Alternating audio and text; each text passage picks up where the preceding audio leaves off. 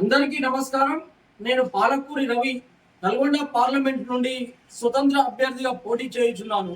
మన గుర్తు డైమండ్ గుర్తు, క్రమ సంఖ్య 20.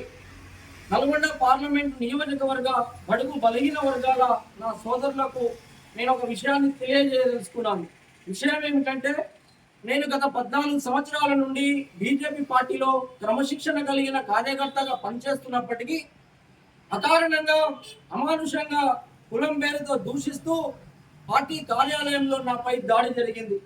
దాడి జరిగి నెల రోజులు కావస్తున్నప్పటికీ ఆ పార్టీలో ఉన్నటువంటి ఏ ఒక్క వ్యక్తి కూడా స్పందించలేదు. ఈ యొక్క నల్గొండ జిల్లాలో బడుగు బలహీన వర్గాల ప్రజలపైన దాడులు జరిగితే ఏమాత్రం స్పందించేటువంటి నాయకులు కానీ వ్యక్తులు కానీ లేరు. నేను పోటీ చేయడానికి ప్రధానమైన కారణం ఇదే.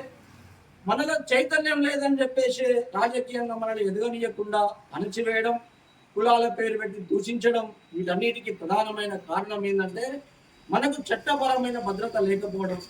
చట్టపరమైన భద్రత కల్పించడం కోసం ఇక్కడ నేను నల్లగొండల స్వతంత్ర అభ్యర్థిగా పోటీ చేయించినటువంటి విషయాన్ని గౌరవ ప్రధానమంత్రి గౌరవనీయులు నరేంద్ర మోదీ గారి దృష్టికి పోయే విధంగా నేను ఈ విధంగా ఉద్యమం చేస్తున్నాను.